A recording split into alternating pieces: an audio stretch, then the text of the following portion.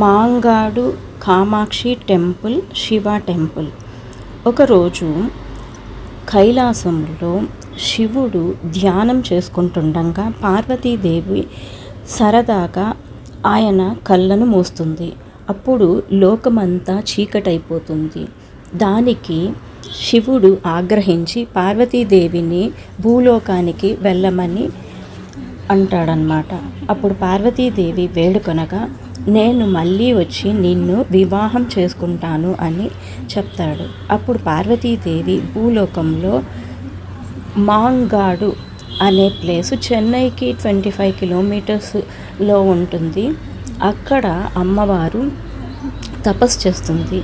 5 అగ్నిలు ప్రజ్వలింపి అక్కడ మధ్యలో అమ్మవారు ఒంటి కాలు మీద తపస్సు చేస్తుంది. తర్వాత శివుడు ప్రత్యక్షమయ్యి ఆమెను కంచికి వెళ్ళమని చెప్తారు. అక్కడ వివాహం చేసుకుంటాను అని ఆయన చెప్తారనమాట. అమ్మవారు కంచి వెళ్ళిపోతుంది. అయితే అక్కడ ఉన్న అగ్ని బాధ అక్కడున్న ప్రాణులు భరించలేవు. ఆదిశంకరాచార్యులు వచ్చి ఆ అగ్ని స్థానాల్లో శ్రీచక్ర మేరుని ప్రతిష్ఠించారన్నమాట. అప్పుడు ఆ వేడి శాంతించింది.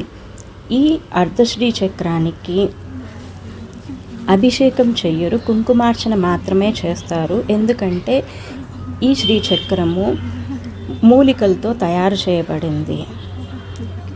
ఇప్పుడు మీరు చూస్తున్న టెంపుల్ వచ్చేసి శివుడి టెంపుల్ అండి. అక్కడ శివలింగం చాలా పెద్దదిగా ఉండి సూర్యవంక చంద్రవంక ఉండి వెండి జంధ్యము ధరించారన్నమాట. చాలా అందంగా ఉంది శివలింగము.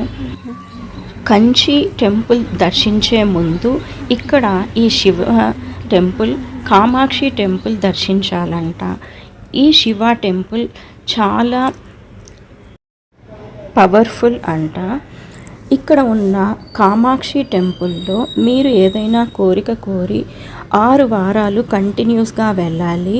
2 నిమ్మకాయలను మనం సమర్పిస్తే 1 నిమ్మకాయ మనకు ఇస్తారు. అది మనం పూజ గదిలో పెట్టుకొని 2వ వారము ఆ నిమ్మకాయ 2 నిమ్మకాయలను తీసుకొని వెళ్ళాలి. మళ్ళీ వాళ్ళు మనకు 1 నిమ్మకాయ ఇస్తారు. మళ్ళీ మనం పూజ గదిలో పెట్టేసి మళ్ళీ ఇంకొక వారం అలాగే 2 నిమ్మకాయలు పాత నిమ్మకాయ సమర్పించాలి. అలా 6 వారాల తర్వాత 3 నిమ్మకాయలను మనం సమర్పించాలి. తర్వాత అమ్మవారికి సారను ప్రసాదంను సమర్పించాలి. కోరిన కోరికలను అమ్మవారు నెరవేరుస్తుంది. ఓం శ్రీ